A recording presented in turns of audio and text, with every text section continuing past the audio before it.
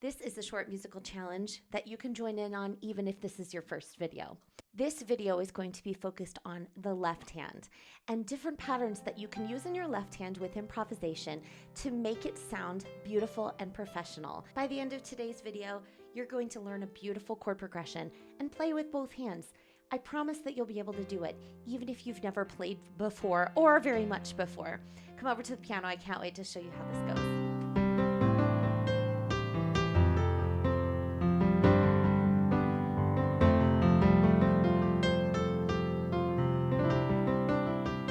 So today we're going to be in the key of A minor, which takes place between A and A. And I love this one because it is just white notes. So I like to start all of my videos out by doing a scale because it helps set our ear and our hand to what we're doing. And you can do it with the proper scale fingering or with one finger, either way. So I'm going to show you the chord progression in the left-hand side to start, and then very quickly we're going to get our right hand involved, so don't be worried about that. But this is just everything in the stacked chord position or the root position for each of the chords to start out.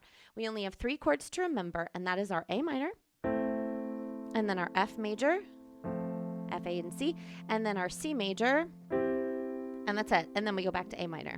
And then if we repeat it again, we start with A minor again. So it's like the A minor goes twice. So we go A, F, C, A, and do it again. A, F, C, A. And this can go on and on for as long as you'd like it to go.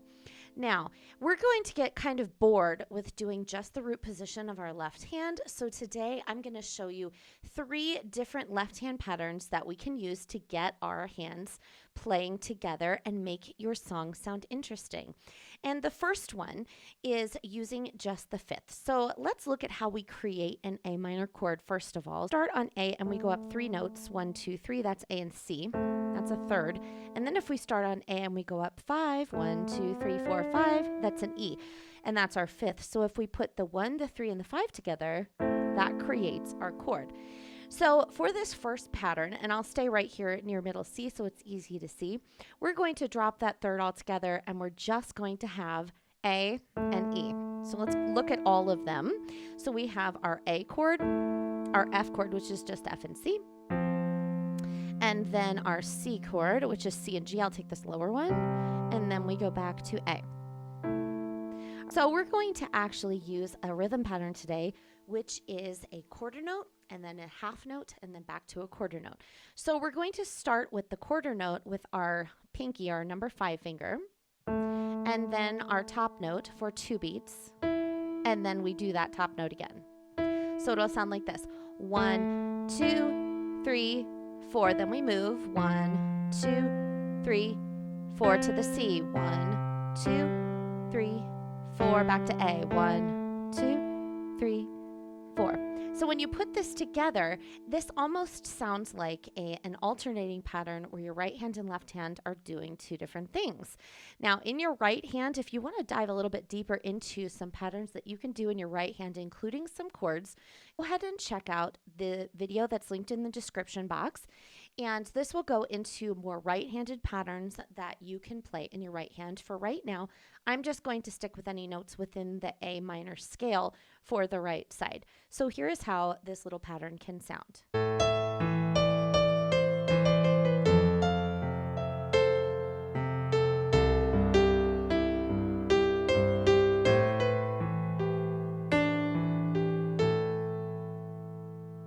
It's hard for you to coordinate these patterns. You can always try it hands alternating like this, where we do our left hand pattern and then you do a right hand pattern. And then you move your chord.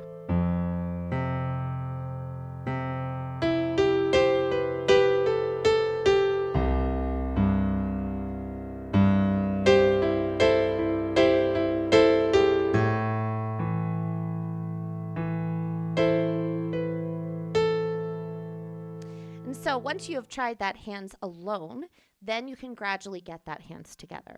Now our second pattern involves an octave. So let's look at our octaves that's played with our 5 finger and our 1 finger. And we're going to start by playing just the octaves. So we have our A to our F to our C and then back to our A. Only this time we're going to use our thumb as the little lever over here. So it's like you're opening up. So the one thing that I want you to make sure that you do not do. So if you look at these tendons that are between your thumb and your pinky, if you have your hands really, really tight like this, and then you just try to move your thumb, that does not feel good. It doesn't feel good in the air, and it doesn't feel good on the piano. So instead of just keeping your hand still and trying to move your thumb, I want you to imagine that your hand is a door that is opening up this way. So if your hand is flat and then we're opening up with our wrist, so you're using this rotating motion. So the pinky is going to stay on the piano and the thumb is going to be opening up, and that's how we're going to be doing our next pattern.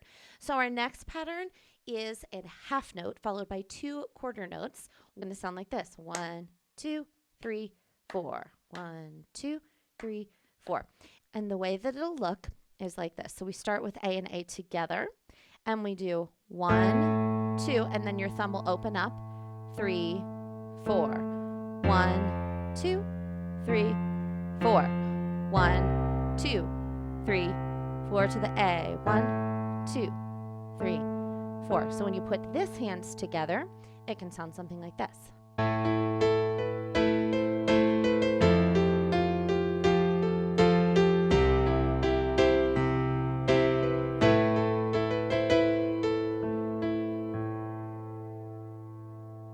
The third pattern that we're going to be working on is called an Alberti Bass.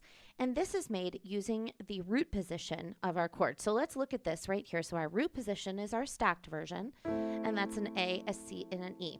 And the way that this one works is we do the 2 outsides and then the inside. So it's going to go like this.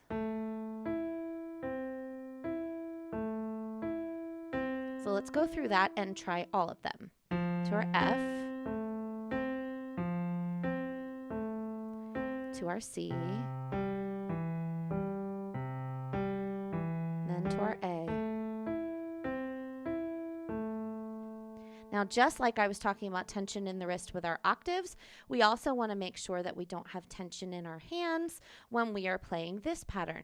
So the temptation is to keep your wrist completely still and just move your fingers like this.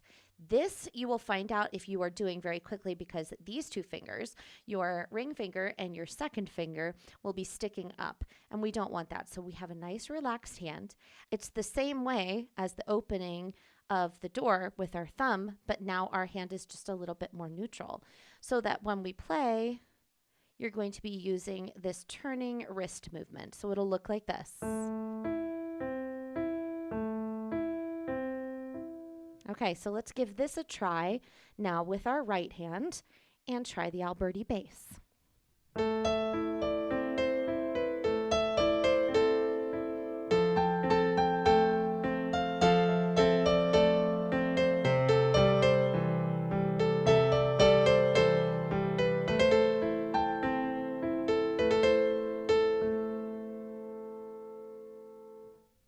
And the last thing that we're going to do is we're going to combine all 3 of these. So let's look at them one more time.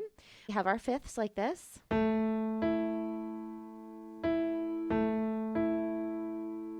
then we have our octave.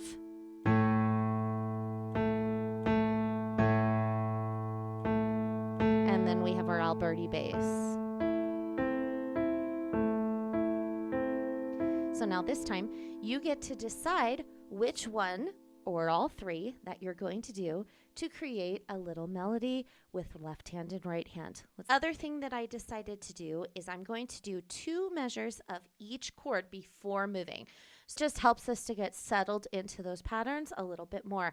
So see if we can catch all 3 of them in our improvisation.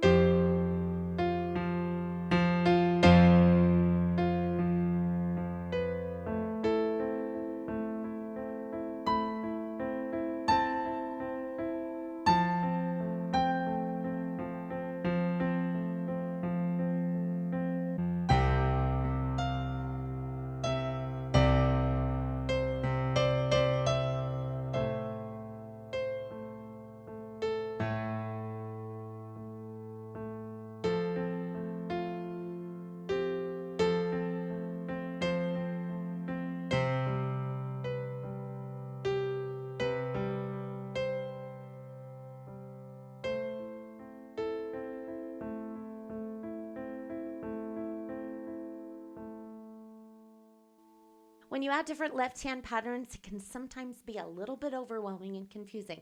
But remember, go slow and try them out. Let me know in the comments below which one of these left-handed patterns is the easiest and which is the hardest for you.